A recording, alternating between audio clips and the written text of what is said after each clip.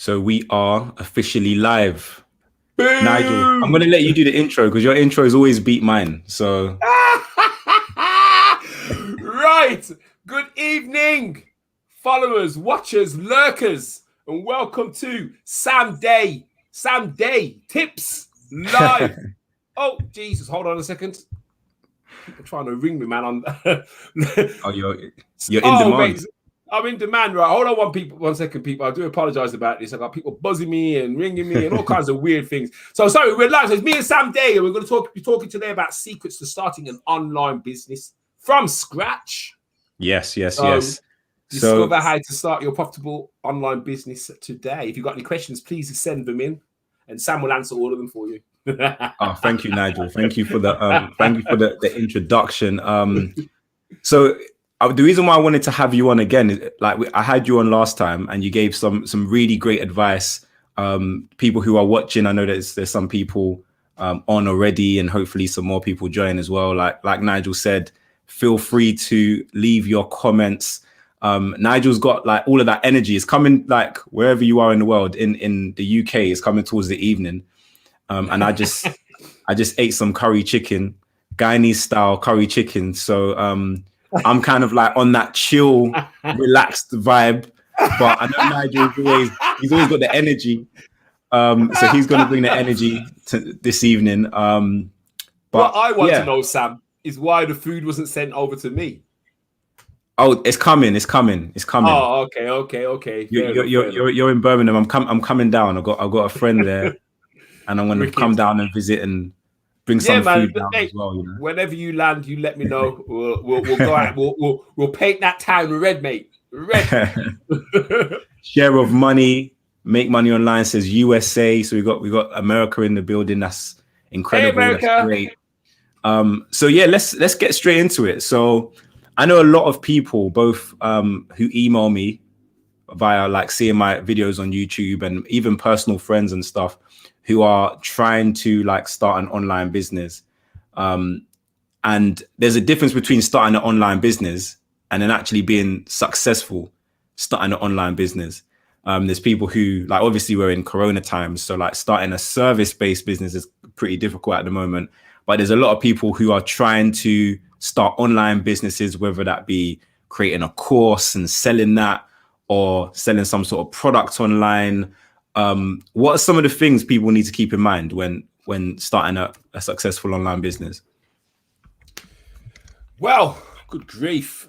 The list is endless. Some people say start with a domain name, especially if you're going to get a website. That'll be important, especially if you've decided that you're going to go with a brand which you're going to build on.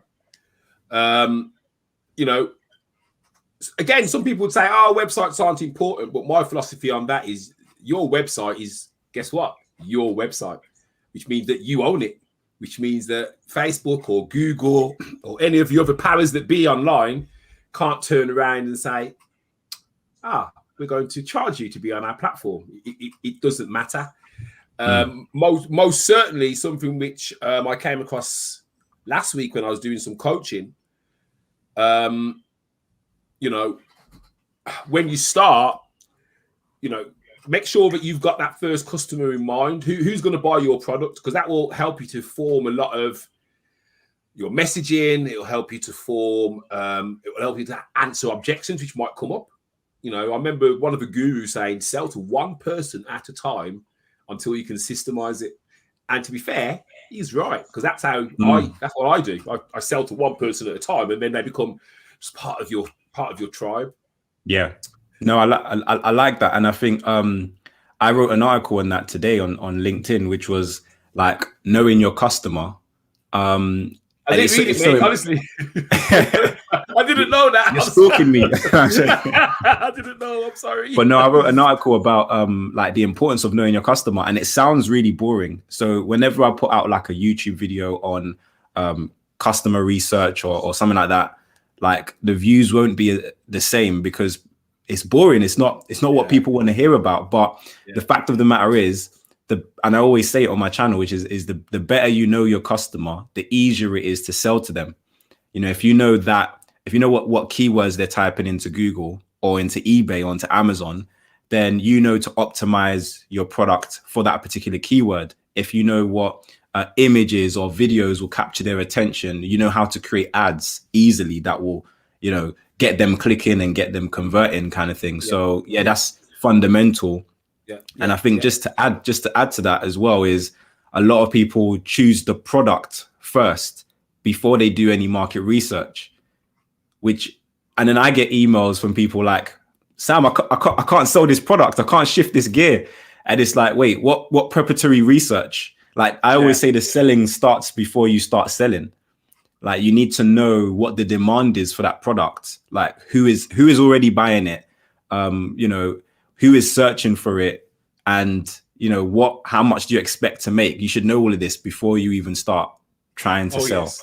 Oh yes, everyone knows the story of the person who was doing well on eBay, and then it turned out that their shipping and costs outweighed their profit. So that's very long. Something else which is key to that as well, though, which you hit the nail on the head, is understanding your customer. This is why it's important when you do speak to prospects, potential customers. If you know, obviously on an e-commerce side, it's slightly different if you're selling a service. But when you're selling a service, you're going to get questions. You're going to get regular questions. These are actually objections which you can, once you understand what the questions are that you're likely to get, it allows you to answer them in advance. But it also means that you're hearing the language of your customer. So if a customer's saying to you, you know, this marketing is so overwhelming, I'm so tired at the end of the day, I'm having sleepless nights. Well, that's pain. So if you was to use that language in your copy going forward, somebody else is going to read that and say, bloody hell, he's talking to me because I feel overwhelmed. I'm not sleeping. This online business is really doing my head in. I don't know if this guy can help me or this girl can help me. So listen, guys, listen to the people that you're speaking to. Listen to, if someone says no, don't just say okay. Say, well, why? Why don't? Not because you want to be a hard salesman, but the answer they give you may well open up you to be able to answer it in the future. Reflect on the conversation. If you didn't get the job, why didn't I get it? What didn't I say? Was the price too high? Well, they didn't seem too concerned with the price. What was it? You need to establish that. But customer feedback, customer research. But most certainly, Sam, spot on. Do your research first as well before you start. 100%. Yeah, and I always say, like, be obsessed. Like, it should be an obsession to know more about your customer. So, like, whatever it is you're selling or trying to promote online, you should be thinking about, your target customer should be your obsession, should be at the top of your mind when you're thinking, okay, cool. What do they want? How can I package it in the way that will appeal to them? Like you said, what are the pain points? And also, I want us to talk a little bit about competitors, because competitors can be a good thing, and lack of competitors sometimes can be a bad thing sometimes. Well, let's speak a little bit about that. Yeah, well, I remember, years ago, because I've been on the internet a long time, guys. I had a full head of hair when I started. And I always remember, I've read so many emails and had so many kind of webinars and stuff, but I always remember one person saying, if there's no competition, then don't start the business. Because if there's no competition, that means that no one wants that product. Although in recent times, 21st century, we have seen disruptive industries come in and provide a service that no one actually said they wanted, i.e. Uber, i.e. Just Eats. These have gone into huge companies. But generally, if there is nobody else doing what you do, what you've got to remember is if there's no one doing what you do, you've then got to educate the market to use it. That's going to cost you a lot more money than entering the market with a product which somebody else is doing, because you can then just differentiate yourself from them. But competition's good. Competition forces you to pull up your levels.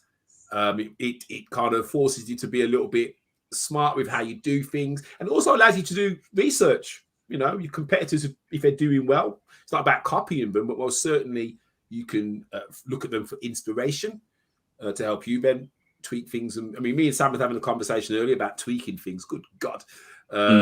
We'll come back to that later on. So competition, guys, do not be afraid of competition. I've heard far too many people say, oh, that person down the road, they're not as good as me, they're not as this as me, blah, blah, blah, blah. But then when I say to them, well, where is that in your copy? Where are you separating yourself from them down the road? And they aren't. They're saying the same thing as them down the road. So then it becomes a price war. Yeah. I agree. I think well, the first thing we spoke about, for those who may have joined late, is we spoke about like being obsessed with your customer. So if you're going to sell a product, or you're going to offer some sort of service online and create a website, start an Instagram, start a Pinterest, start a YouTube channel, whatever it is, like you need to know who it is who's going to buy that product. And I think like one of the things that we didn't mention that's really important is yes, you're going to have your casual buyers. You're going to have people like, for example, like JD Sports. So like there's people who are not sporty kind of people. Like they don't go to the gym often. They don't play football or cricket or tennis or whatever, but they'll go into JD Sports and see a pair of trainers and be like, yeah, that's nice. I'll grab that off the shelf. But JD Sports has a target customer who are people who are sporty people who don't just buy the one-off thing, but they're playing football every weekend, or they're playing tennis. So they're going into JD Sports like frequently, often, to buy socks and new rackets and everything. That's their main customer that they're looking to attract with their website, with their ads. They know that person is going to be a sporty person. That person's probably maybe following some gurus on YouTube about how to keep your fitness up and stuff like that. So you need to first and foremost know who is that main customer, that main persona of person who's going to buy from you frequently, who's going to kind of probably make up like 80% or more of your income. And then obviously the casual buyers will come. But then secondly, from that, you need to understand your competitors, because like Nigel was saying, like if there's no competitors in the game, it's an indicator that potentially there's no market there.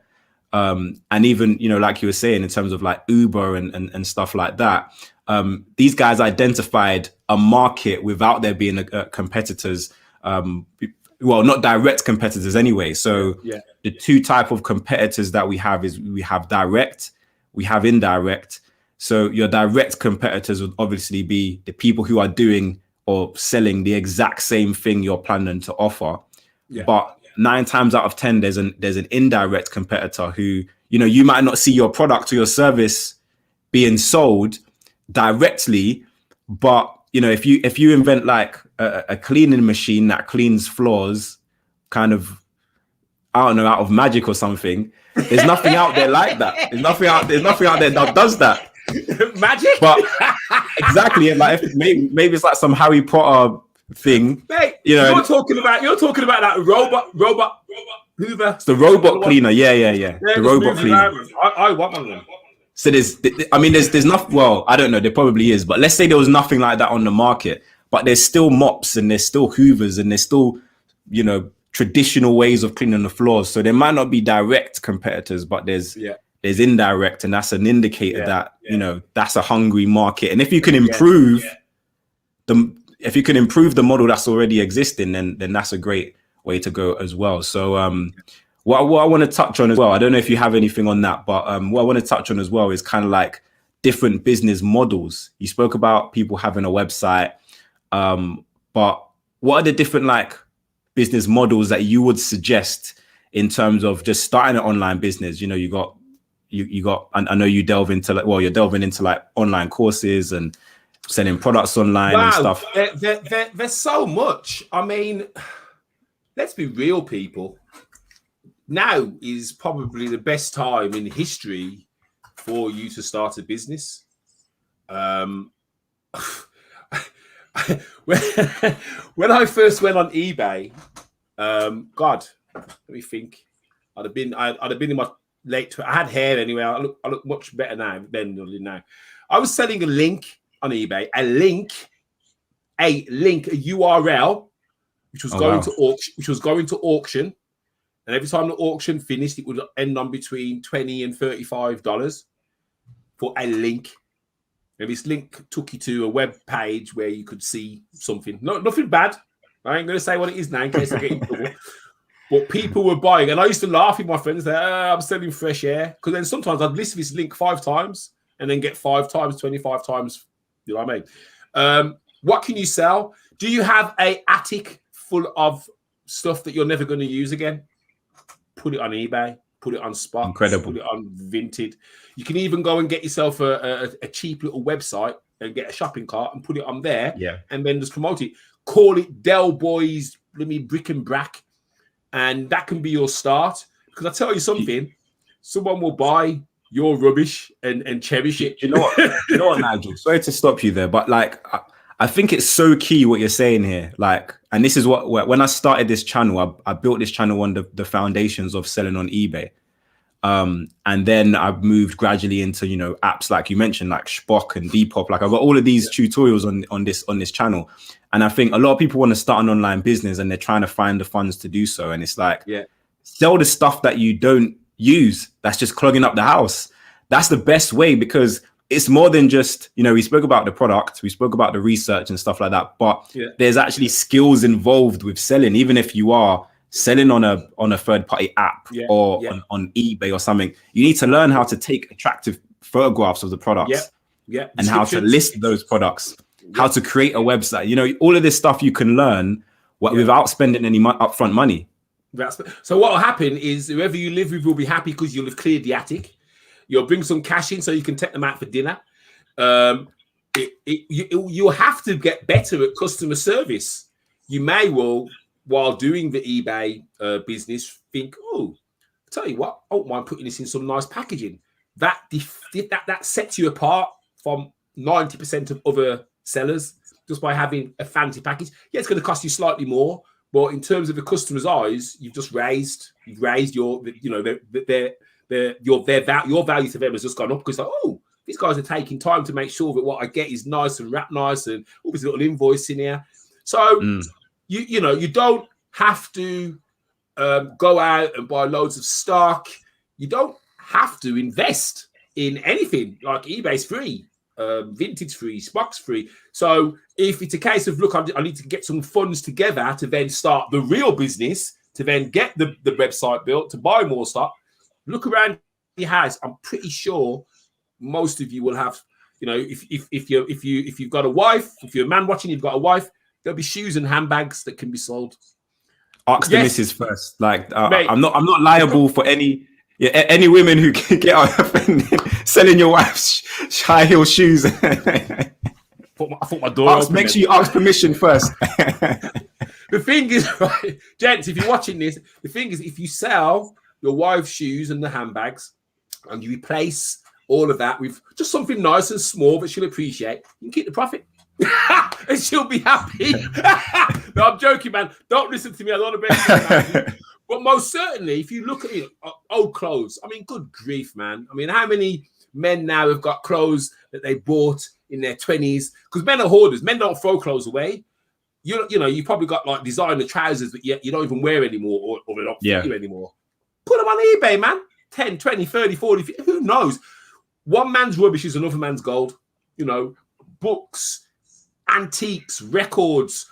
You know, this is something you can do without putting any money down.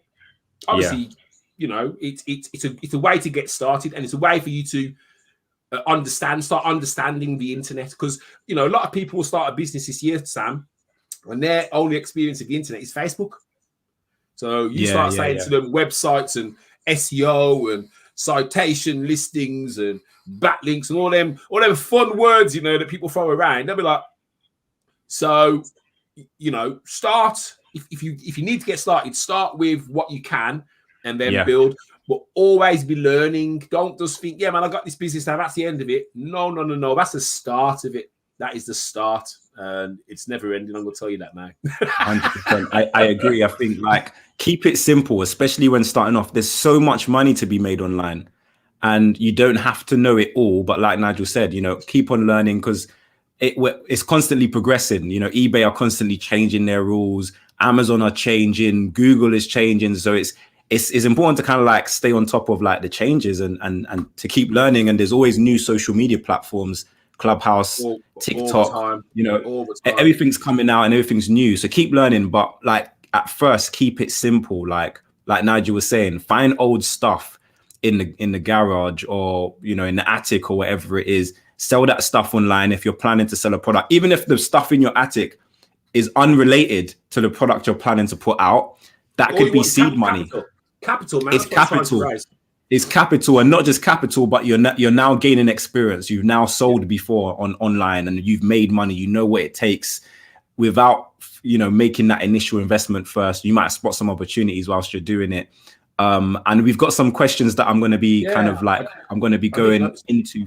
But before we go into those questions, really quickly, I wanted to ask you about, okay, we've spoken about products, but you can monetize knowledge and information. It's the basis of my business. How might someone who doesn't have a product, but they're an expert in a certain field or something like that, how can they monetize and start a successful online business? Whoa, well, you guys are the luckiest because you got some stuff to share.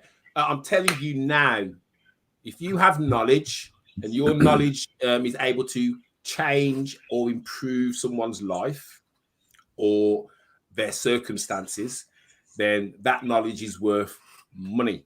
It's worth being paid for. And one of the ways that you can do that is by creating your own online course. Yes, it sounds a lot more complicated than what it is. And I suppose if you've never done it before, it can be a real overwhelming thing. I went through the pain myself last year. It took me longer than I thought it would take. I had to actually start from scratch after I'd already recorded 3 hours of videos. And yeah, I wanted to go and get a job. But I stuck in it. And suffice to say, best thing I did. Having your own online course, especially if you are already in business, will stop you from repeating yourself. Because if you're finding that you're saying the same thing over and over again to prospects, you then turn into customers, well, turn that into an online course. You know, if you know that something you provide can make that change in someone's life, well, turn it into an online course.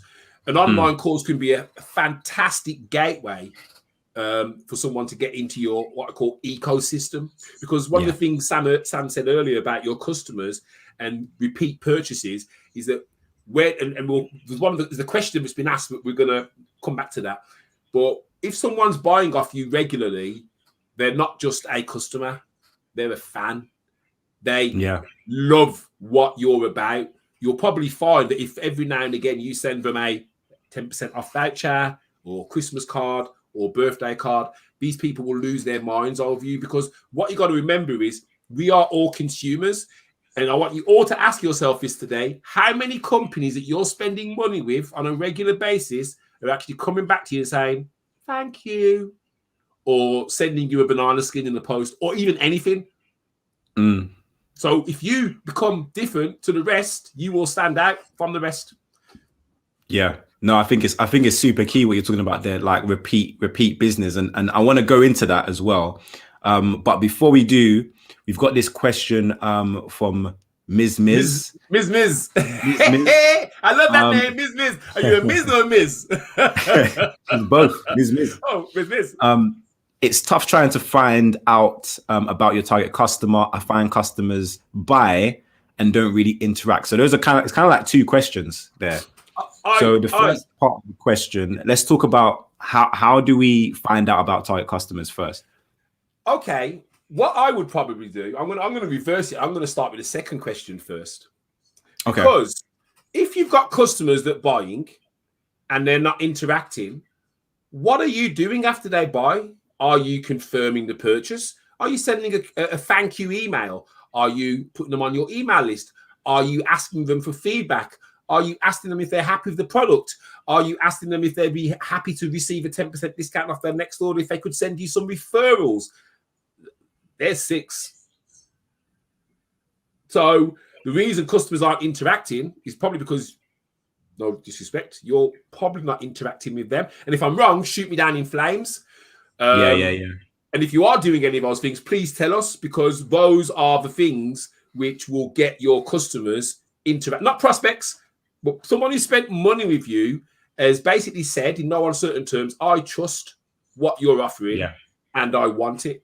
Now, the easy step for you then is to say, thank you for your business. And then a couple of days later, what did you think of the product or the service?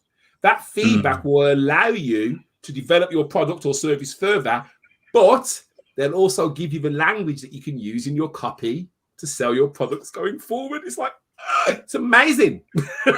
No, I love it. And I think, like, my question to Ms. Miz, if possible, is let me know what you mean by interact, because that's a key factor as well. Because I would say most people just want people to buy, but also you have to remember that people, as humans, if they're buying, like, that's the biggest interaction. But at the same time, like, if someone is buying from you, well, we're quite lazy as human beings. Like, we just want to buy. We don't really want to interact. Like, if I go to Sainsbury's, for example, and I go and I buy my groceries, I'm not trying to interact with Sainsbury's. I just want to get in my car and get home and pack the fridge up, you know? So what you could potentially do, this is what I was doing when I was in the e-commerce game heavily a few years ago, is I would have like a nice looking coupon, not like a cheap one that you can go onto, what's the website now? I think it's called, I can't even remember it off my head. What's the website where you create business cards and stuff? Starts with a P, I think. Oh, the Vistaprint. That's it. Vistaprint. So you can go onto Vistaprint and create like these coupon code things, and you can give them to, like, put them inside the packaging to your customers. And like what you said, Nigel, give a 10% off or something like that. But because it comes in this nice little gift,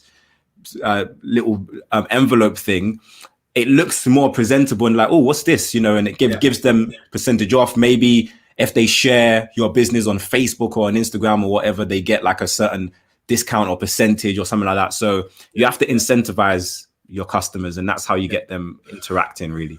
Ms. Miz did say she does interact and I do all of the above. Okay, well, that's unusual, if I'm completely honest.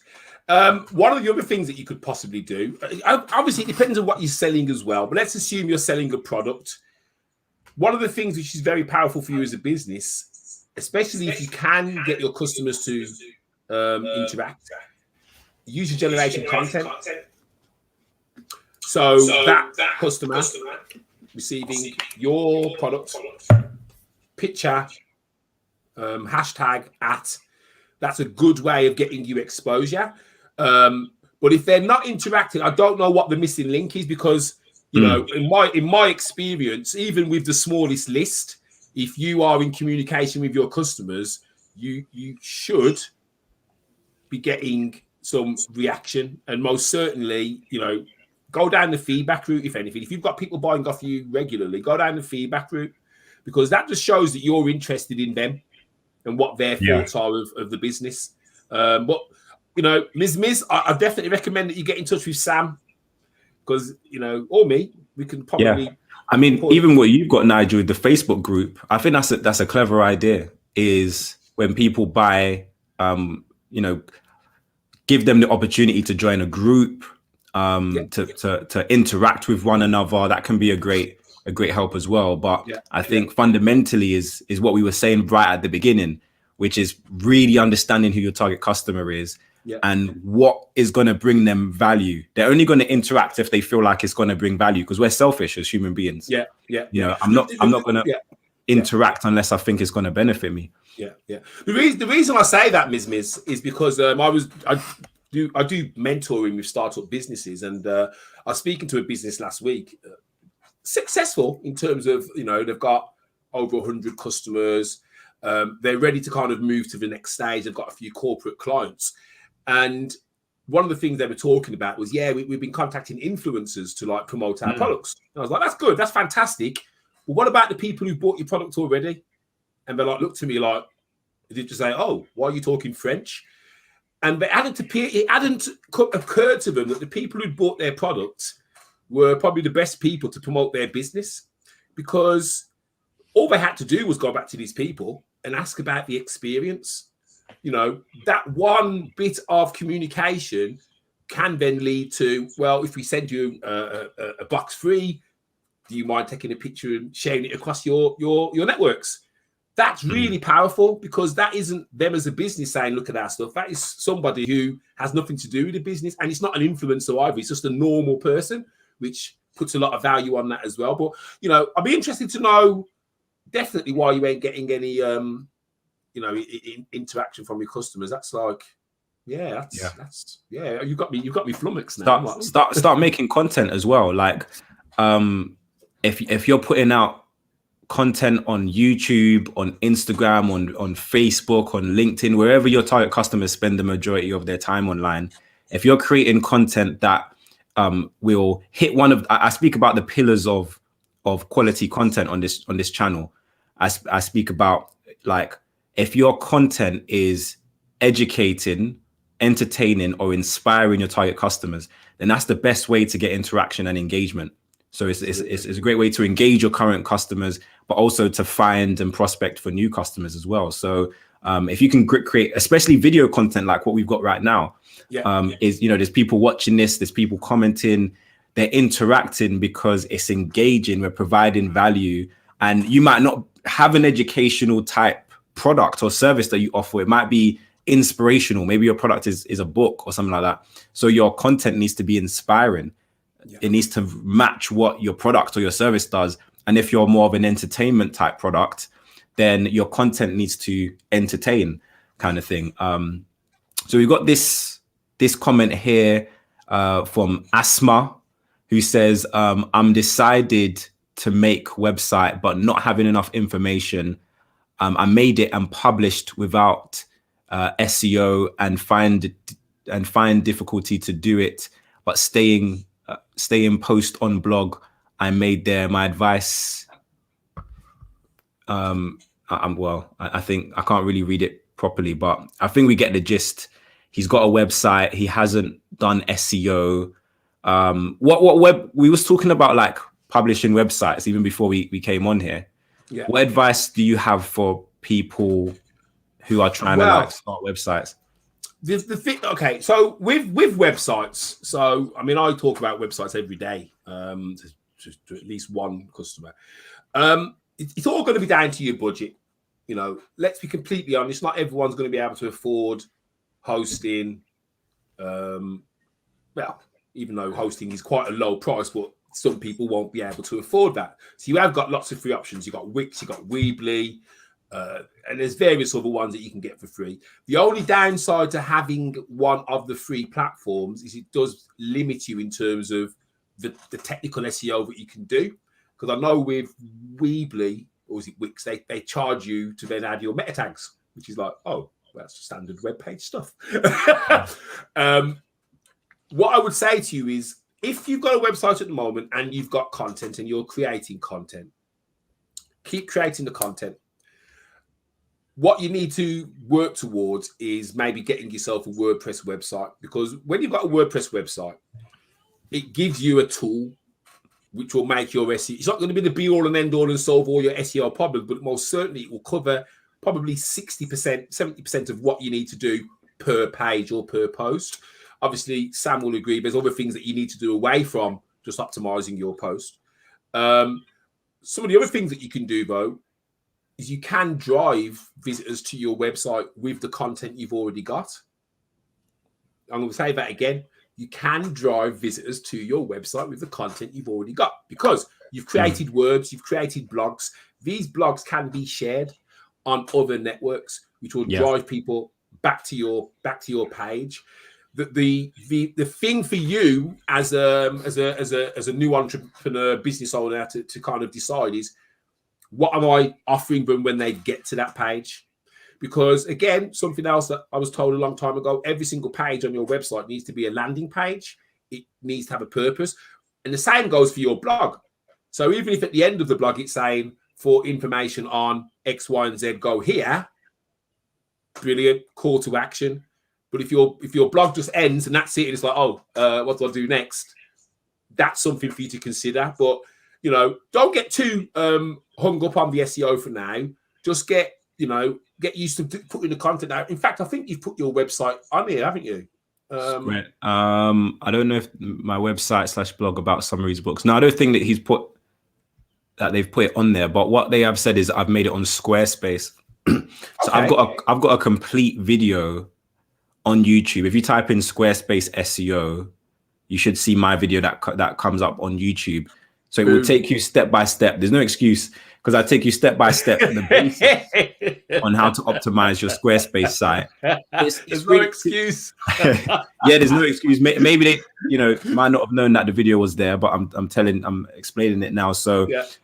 I take you through kind of like a little bit of keyword research, a little bit of where to put the keywords. Squarespace tried to make it really easy for you to kind of like optimize your site for search engines.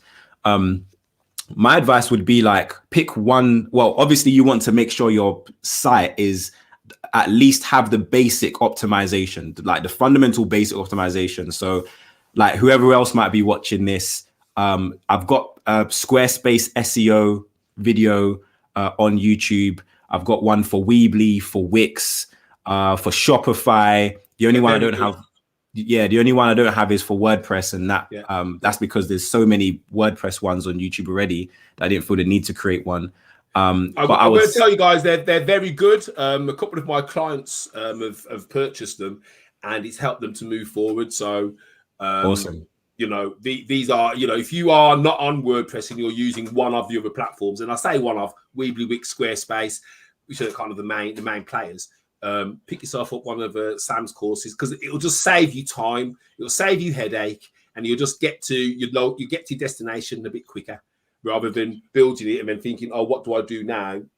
Pick up the course, go through the course at the same time as you're doing your blog, and and that's what you want to do. You want to be going through it whilst you have your website up, and that's the best way to kind of like figure it out. Nigel, in terms of like, I see there's a few other questions. So anyone who's watching, if you have questions like pertaining to your business in particular, then please do let us know, because we're going to be on for maybe another 10-15 minutes. Is that all right for you, Nigel? I'm good, man. I'm good. Dinner's not coming so late. Oh, dinner's not coming. No, that's about 7-ish, I hope. Okay, good. Hey, I think she heard me talking about handbags and shoes. They were in the same sentence, so I'm sure I heard the door slam. It's like, damn. Last time you see me, guys. Oh well, we got to get your information now before something happens. Quality. So so if you are watching and you do have any questions, then this is the time to ask before we jump off. And I've seen a few questions there we're going to get to, but I wanted to ask about traffic sources. So obviously I've got the formula here. Traffic plus conversions equals sales, which is fundamental, really. Like, to start in an online business is really that simple. Like, you need visitors. Yep. You need to convert those visitors into clients. And if you do that, then you'll generate sales. And it's as simple as that. So what are some of the traffic sources that you have found are working for you, your customers, and that you would recommend? Man, there's so many traffic sources. I mean, basically, you've got two options, guys. You've got paid and you've got free. And that's it. Paid is instant. You flick a switch, they come, but you pay for it. Paid is most certainly something to put in place when you are confident in your call to action and or product or service, because it can be a very, very quick way to spend a lot of money. And then with paid, you've got things like PPC. There isn't just Google ads. There are lots of ad networks you can advertise on. I think there's probably 1,000 plus. Obviously, Google's the main name, but there are lots of others. I mean, within Google, you've got display ads and keyword ads and all kinds. And then you've got things like Facebook, you've got Instagram ads, LinkedIn you can advertise on. All these people will take your money and they'll put your message in front of people, which is good. And then you've got free. Now, the only thing free is going to cost you is time. So some of the things that I do to generate traffic, well, blog content.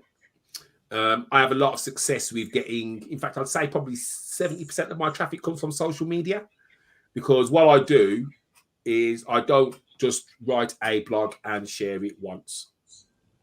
I will share that blog multiple times, not in the same day, but it will be shared multiple times over a 12-month period. It will be shared in different forms. So it might go out as a bit of long content. It might go out as a bit of short content. It might go out as an image with a quote. It might go out as a picture with a question, but it's the same blog. But because I've changed the way I've presented the information, to someone who sees it, they would just think it was a new blog. Have you ever not noticed before, guys, where you've clicked on a post and then you realize halfway down, oh, I've read this before? That's because they changed the hook that made you read it. And that's why you thought, oh, this is a new bit. It's actually the same bit. So blogging, networking. So online networking can be a really great source of leads if you have your funnel set up. Now, everyone talks about sales funnels. Your funnel starts with you. It starts with the moment you open your mouth and say, hey, my name is blah, blah, blah, blah, blah, blah, blah, blah. Because depending on what you say and how you say it, and the people listening will think, some of them will think, oh, this person sounds all right. You'll then drop your details in the chat. And then some of those people will then enter your ecosystem because they'll click on a link. It'll go to the Facebook page. They'll then, hopefully you've got a client qualifying headline so they can kind of work out, yeah, this is the right guy. From there, we'll follow another link, which may will take them to your website. On your website, guess what? You say a very similar message. So, yeah, I'm in the right place. And then they're on that customer journey. Blogs, repurposing blog content. I do videos myself with mixed results at the moment. I do get a lot of kind of noise from live videos when I'm interviewing business owners. But one of my clients who I spoke to today, she's picked up 3 clients in the last month from people who've watched the YouTube video, but she did 2.5 years ago. Wow. And these clients aren't like £10. These are like a couple of £1,000. These clients are. But this video was done 2.5 years ago. And it's generating her leads now, today, this month. So the best kind of content is the content that stays around forever. I agree. And I think like what you were saying in terms of free content, free traffic and paid traffic is fundamental. You need to know if you've got a budget. Do you have a budget for your traffic? And if you do, are you able to kind of like create ads for that? Insta, like you said, Instagram ads, Facebook ads, LinkedIn ads.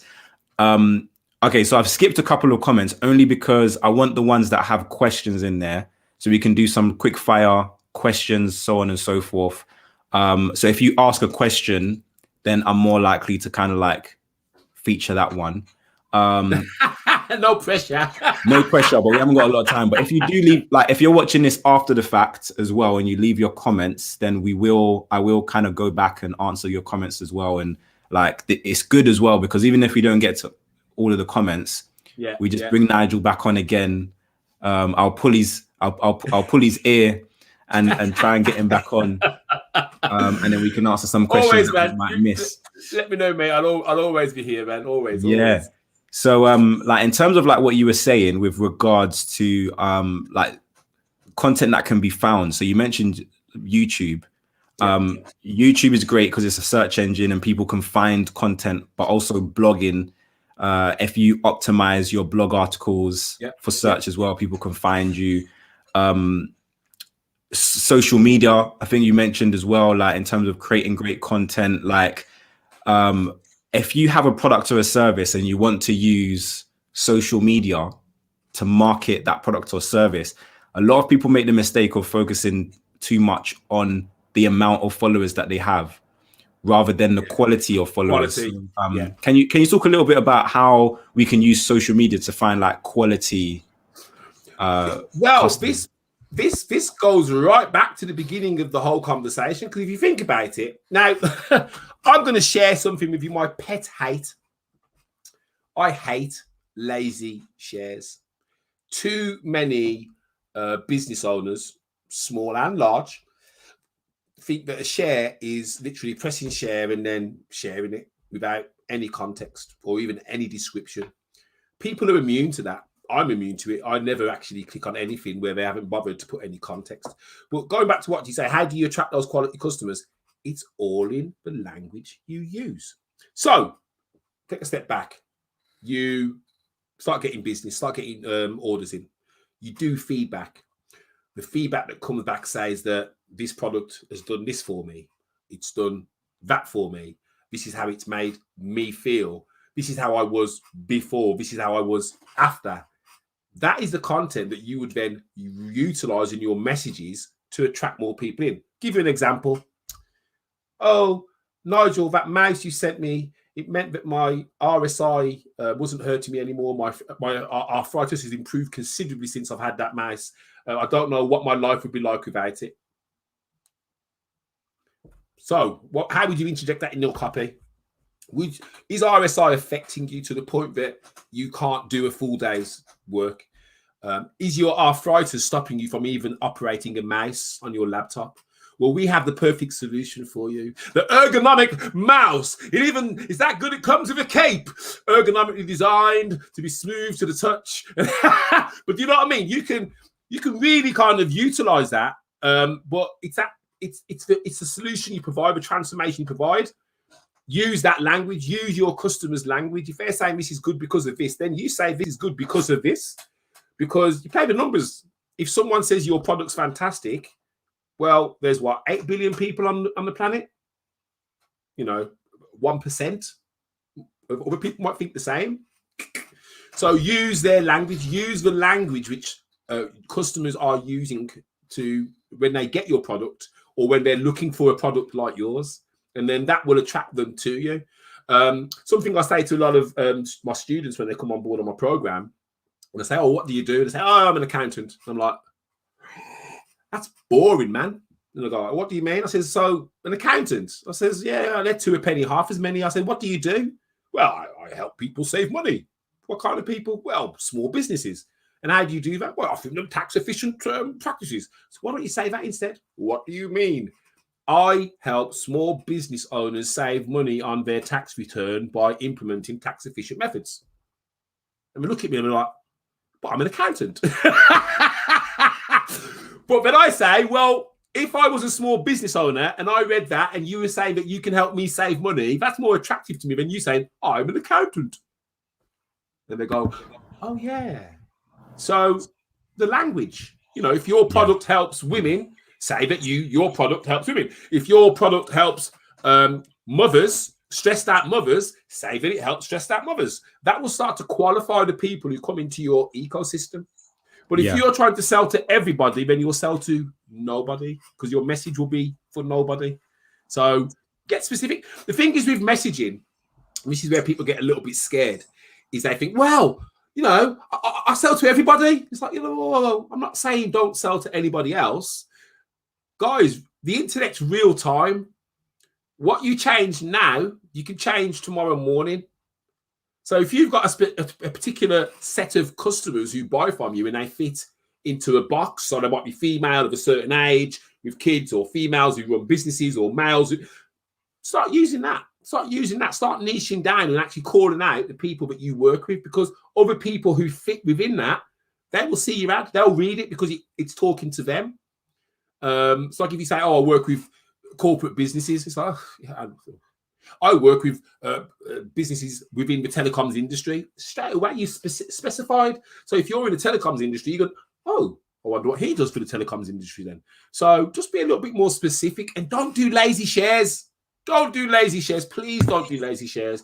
Give context. Honestly, more people will read your post if you're sharing it and you take the time to put some word there than we'll just follow your link. It does my head in. Someone will play, "Oh, check out my new post on LinkedIn," and then I put a link to LinkedIn, and it's like, "Nah, man, I'm on Facebook. Why on earth do I want to go to LinkedIn for?" You know what I mean? Give me a reason. Check out my new post on LinkedIn where I tell you how you can make £5,000 in 1 hour. What am I going to do then? I'm going to click that link. So use context. Use content. No, I like that. Some really great tips and resources there. We probably got time for like one more question, and if one doesn't come through, then I'll probably ask you one myself, a selfish one, so that you can help me to grow my business. Well, Tiago wants to know. I mean, Tiago, just very quickly, Tiago, Facebook ads. Sam is your man for that. I suggest that you get in touch with him after the show, because Sam would agree with me. Facebook ads it ain't no little 2-minute answer thing. Yeah, I mean, there's a lot of metrics that can be measured. I did do a live. Well, I done a live on Instagram. Was you on? You said, I think you said you watched that one. I watched one on Instagram. Yeah. If you go to my Instagram Day Tips, there's a lot of detail on there. Yeah, if you find me on, I'm not sure, Tiago, if you're following me on Insta, but if you go to my Instagram Day Tips, I've got a live on there where I speak about Facebook ads. But I also have a live here on YouTube as well, where I kind of go into details about Facebook ads. In terms of like metrics to look out for on Facebook ads, and this kind of goes for any ads as well. Like whatever traffic source you are spending money on, whether that be Facebook, Instagram, Google, LinkedIn, like it really depends on what you're trying to get from that ad. So the majority of you, probably all of you, would be looking for conversions that might be lead generation, it might be actual sales. But I think a metric that a lot of people kind of don't think about enough is like the lifetime value of a customer. You might spend, say you spend $100, I'm going to say dollars because I know that we have Americans on watching. So say you spend $100 and you acquire a new customer and that person only spends initially $25 with you. Like on the face of it, you've now lost money. But if that person is buying from you again and again and again, then you know that person becomes a loyal customer who might, over the lifetime of them doing business with you, they might spend over $1,000 with you, and all of a sudden that campaign that wasn't so profitable is all of a sudden now 1,000% profitable. 1,000% profit. Yeah, and that kind of goes back to what Ms. said. Because if you think about it, you know, and again, you know, I'm not disputing the interaction, but if they can find a way of getting their customers to interact, that lifetime value could be really, really beneficial for the company. I mean, I've got, you know, I can think of at least 5 or 6 customers who, you know, their lifetime value hasn't ended, but at the moment it's a great lifetime value. And I'm thinking, wow, if everyone's going to be like this, then I could probably retire next year. So very, very important. But like Sam says, it's understanding. Okay, if I sell this, what can I sell to that customer next to compliment? I tell you what, I'm going to sell them a light pen, which they can use on their screen to then write. What else am I going to sell them after? I'll tell you what, I'm going to sell them these super glasses that will allow them to see their screen in 3D. So it's about, you know, sell the product. Think of, you know, when you're doing your customer nurture exercise, what are the additional complementary things that I can offer? And you'll be going in the right direction. But most certainly, all starts with the customer. Do you know that most businesses, you don't actually probably need more than 1,000 customers? Let me just do a quick calculation, Sam, while we're on. In fact, 1,000 is probably too much. 3 times by 12. Let's do that again. So if you had 1,000 customers paying you £100 per month over 12 months, that's £1.2 million a year. Wow. That's very interesting. Yeah, if you had 100 customers paying you £100 per month over a year, that's £120,000. 100 customers, 100 customers. You know, some people think, yeah, man, I got to take on the world. Forget the world. Just get 100 good customers. You know, okay, between 100 and 1,000, but that will keep you in. You'll be a happy person. When I used to do insurance, I remember one of the top guys there. He said, yeah, as an insurance consultant, you only need 200 good customers. You'd have a fantastic career. And he was right, because what happens when you sell insurance, policies get changed. Unfortunately, people pass on, or they have accidents, new additions to the family. They tell their friends about, you know what I mean? And once you've got that amount of customers, it becomes a living, breathing thing. Even now, I've left insurance 2 years ago. I still get phone calls from people who want insurance. Oh, Nigel, my legs fell off. Can you sort me out? So it's fell off already. No. So back on, I'll put you in touch with my friend. But, you know, you haven't got to get thousands. And this is what I'm saying to all of you. If you have got people giving you money right now, focus on them. Yeah. It's easier to get someone to spend money with you who's already spent money with you than it is to find somebody new. And that's something for Tiago to keep in mind as well, who asked about the Facebook ads and just ads in general as well, is retargeting. They're making some changes to cookie retargeting actually. So once I get some information about that, then I'll update you guys. But at least for now, is that with the Apple thing? Is it, or it's with Apple? It's with Firefox. I think Chrome are making some changes. So I don't want to speak too much on it now because I haven't researched into it enough. Yeah.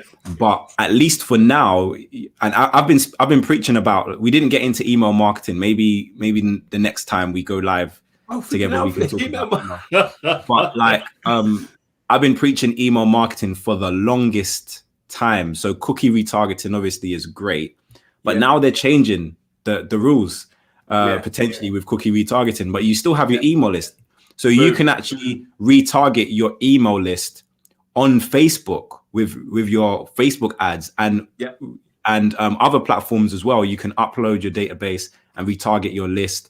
So if people are not opening your emails or they haven't interacted with your emails in a while, maybe they're heading into the spam folder, you can still reach these people through retargeting. And like Nigel just said, if they've done business with you before, maybe they've like downloaded something free that you had, or maybe they've purchased from you and you've retained their information, then you can reach out to them again. Absolutely. People thank you forget, so much, guys, Nigel. People forget, man. We're all busy, and even I've done it. I've got eco products now. I've been buying our dog poo bags from there for the longest time. But the thing is, because he sells so many when you buy them, they don't run out for ages. And then lockdown came, he kind of shut down shop for a bit. But I'll happily give him my money because the bags were superior to any other bag that we ever had. So that's what I mean. Some of your customers will fall in love with your business and they will commit. I'm telling you, they will commit to making sure that some of their money goes to you every single month if what you're offering is helping them. So look after them customers, man. Look after them. Yeah, you have to be nurturing your customers. I think I don't even know what to say, man. Thank you so much for the advice that you've given. You've said it in ways that I wouldn't have been able to articulate. So I appreciate it's the second time you're on the channel, and it's definitely not the last. I'm going to make sure I get you back on again.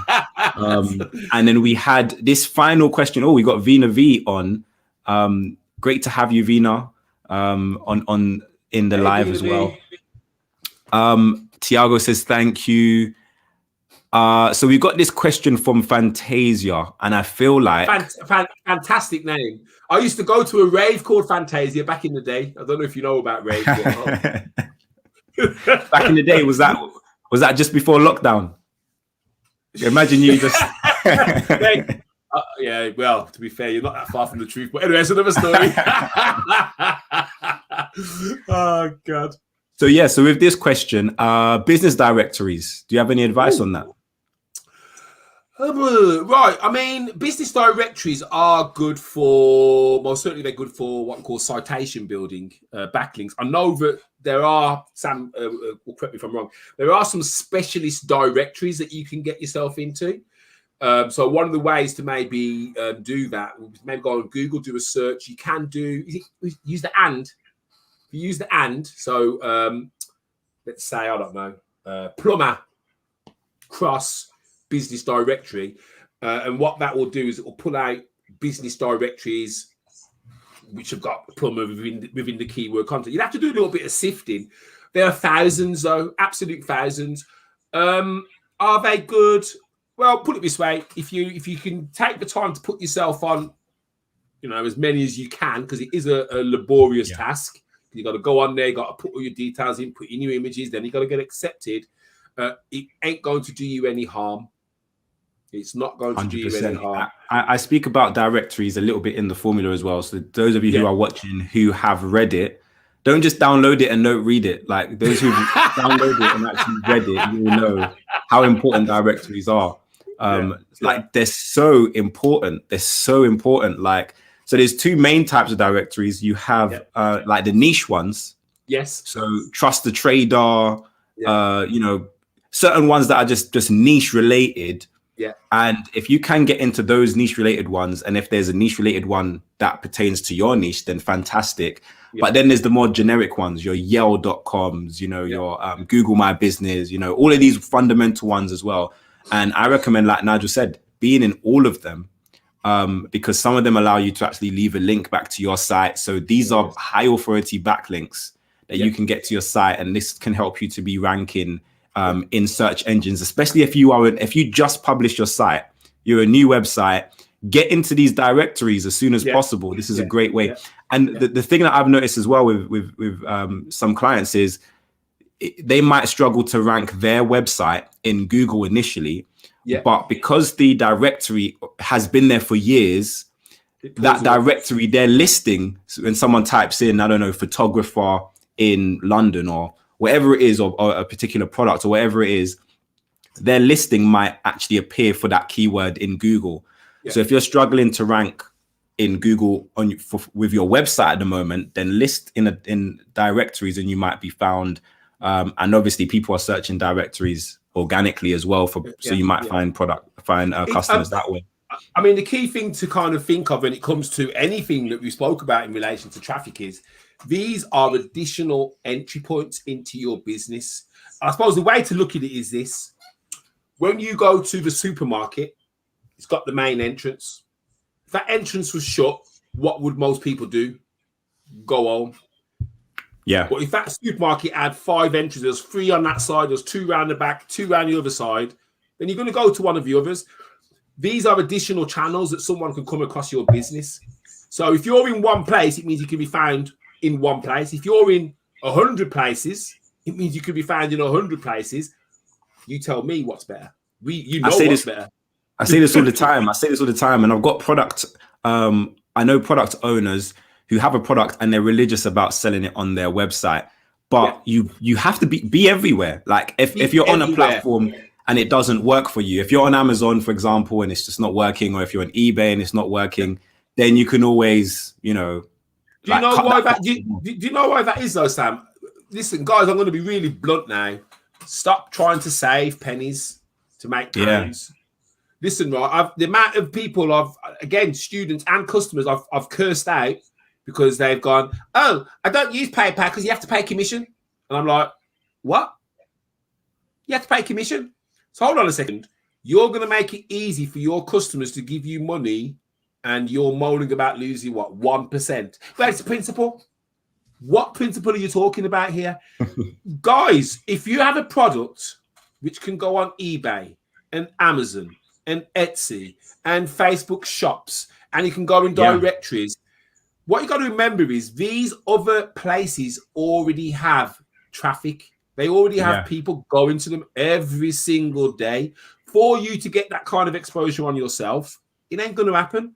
So the more places that you can list your business and be found, and even if you go on eBay and you only sell one product, think of all those people on eBay doing searches every single day, might come across like, oh. All it takes is for one of them to order, and then they're in your ecosystem.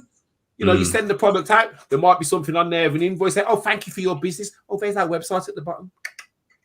What are they going to do? Oh, I love this thing they've sent me. It's fantastic. Oh, they've got a website. Let me have a look at that. Think of all the ways that people think of the ways that you use the internet yourself. Think of how you buy things yourself. Think of the platforms that you go to search for things. If your product or service can go on those same platforms and it ain't going to cost you anything until you sell, get it on there. I know a guy who made, God, I can't even keep track of the amount of money. He had a couple of free books on eBay. I think it was 1 pence.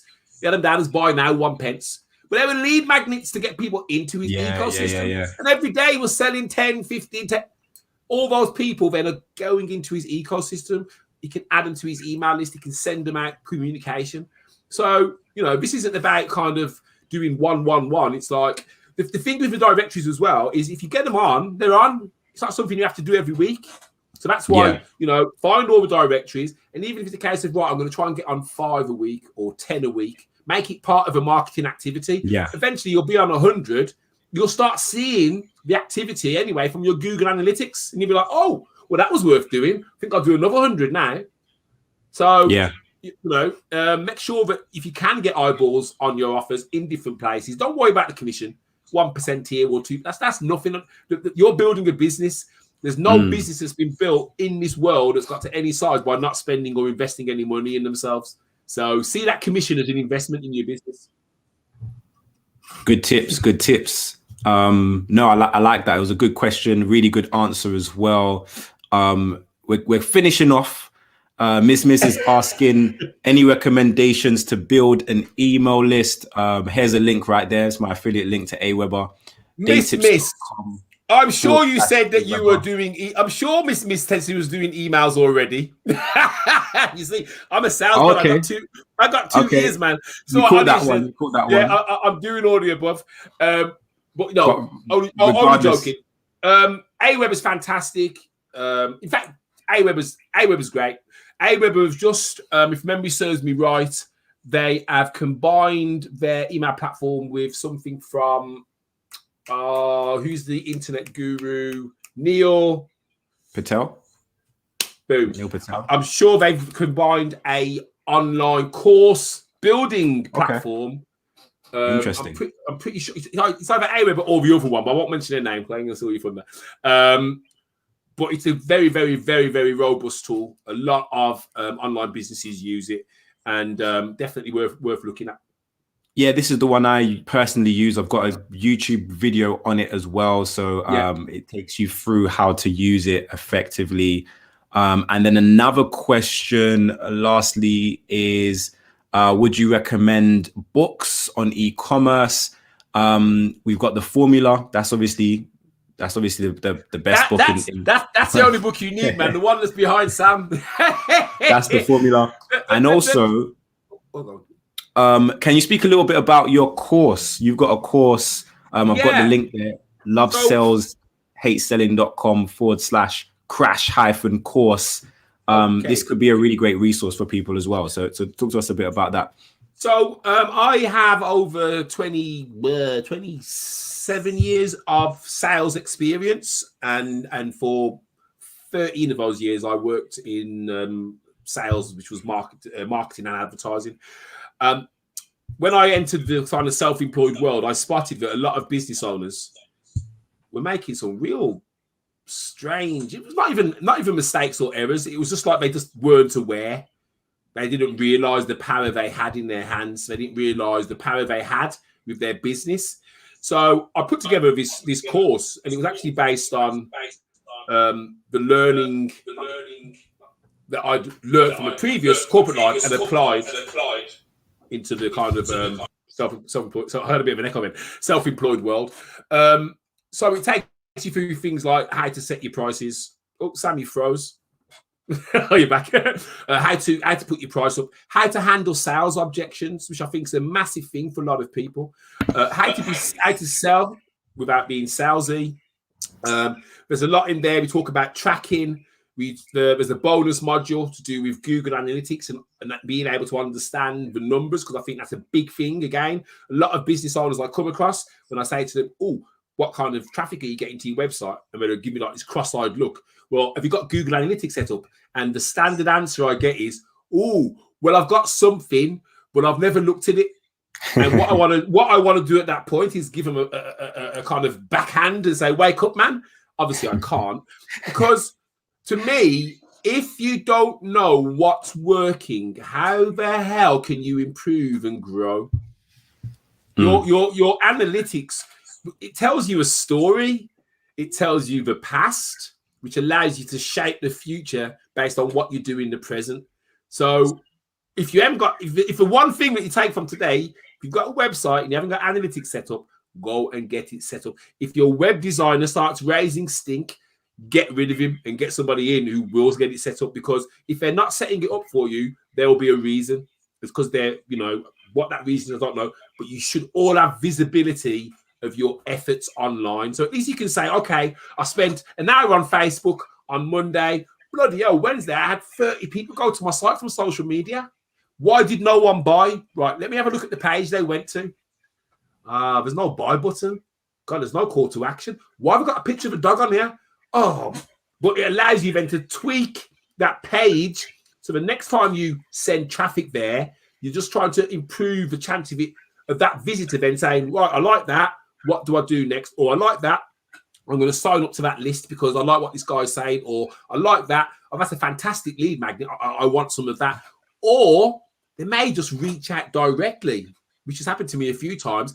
Can we arrange some time to speak? And it's like, yeah, okay. And then invariably, you've got a 50-50 chance of that person becoming a customer or walking away with knowledge to help them move forward. And that's it. That's it. So that's the crash course, man. So have a look at it. I think the next 10 people who buy it get a 60-minute marketing overview with me. Wow. Which is normally £200. In dollars, that's about $225. So be quick, man, because them spaces are going. No, I highly recommend. I highly recommend to whoever's watching this. I haven't got the link in the description yet. So if you're watching this live, then it's pretty simple. lovesellshateselling.com/crash-course.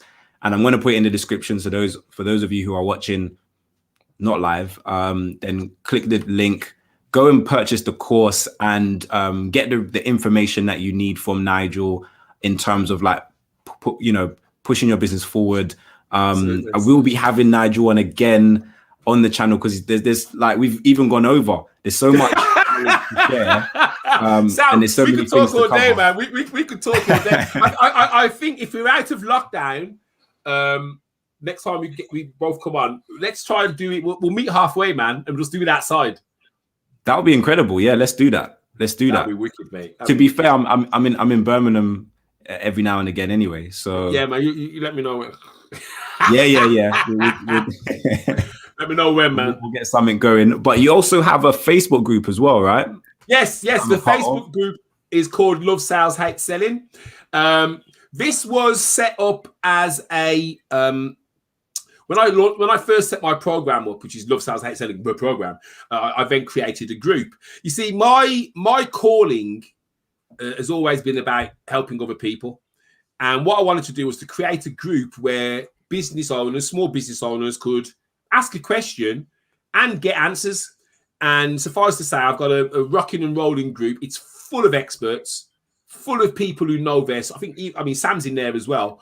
We've got a couple of SEO guys. We've got branding people in there. And it's not like an ego-driven fest. It's a case of we are all here to support each other. One of my favorite sayings is no one gets left behind.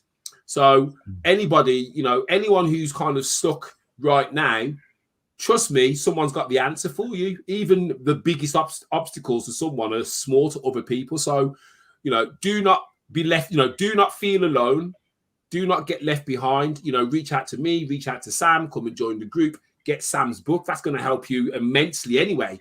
You know what I mean? But, if you do hit a stage where, because let's be honest, isn't it, Sam? It's easy to get disillusioned when you work for yourself. It's easy to have them days where it's like, well, nothing's really happening, and I haven't got a sale in today. And, at those moments, reach out to somebody, change the direction of the conversation. There's no use sitting there moaning, screaming about the business. Go and speak to someone, take your mind off the business for a bit. You are most creative when you aren't stressed. Telling you that now. You are most creative when you aren't stressed. So if you are getting in that place where it's like, reach out. But like I say, Love Sales Hate Selling is geared to help people who are getting stuck to move forward. Lots of experts. Awesome. And yeah, man, we're here to make sure you achieve. Fantastic. I've put the link to that in the description as well. So yeah, go and join the Love Sales Hate Selling Facebook group if you want to wake up in the morning and get that burst of energy. I don't need a coffee. I don't need a coffee. All I need is Nigel's introductions in the Facebook group in the morning. And for those of you who have joined it, you will know, oh my goodness, he's got the level of energy that I envy. Fantasia is saying, thank you so much. You have been very helpful. Great tips, advice. Massive thank you, Nigel and Sam. From Giovanna. Giovanna, not Fantasia. Fantasia must be the company name then. It's a company name. Share of money. This was very informative and helpful. Awesome. Thank you, guys. Thank you for joining as well. Thanks to everyone who's asked questions. Huge thanks to Nigel for joining us. Liz, I haven't heard haven't seen Liz in such a long time in my comments. So great to see you, Liz, in this live. Yes. I like her comment. You knew I know better. Who knew I now know better. Okay, awesome. So who else have we got? Simply C, love this. Thank you so much, gentlemen. Awesome. Thanks for joining us. Thank you for everyone who's joined today. Thank you so much. Thank you for the questions. You know, me and Sam aren't sitting here saying we're the oracles by any means. You know what I mean? There's a lot of people out there who can give you advice and help. Most certainly, though, in terms of advice, resources, and knowledge, you know, Sam's YouTube channel is awash with so much information. And all you got to do is search, and you'll probably find the answer to your question. Failing that, you've got me, reach out to me, Facebook group, whatever. Do not do this journey on your own. You don't have to do it on your own. So, you know, that's it. Yeah. Well, thanks and that's what these lives are all about. You know, these lives are all about kind of just interacting, getting your questions in, and making sure you know that we're all going for this journey together. And absolutely, you know, we're going to have Nigel on again very soon. But guys, thank you so much for joining us. Thanks, but until next time, have a great day, and we'll see you soon.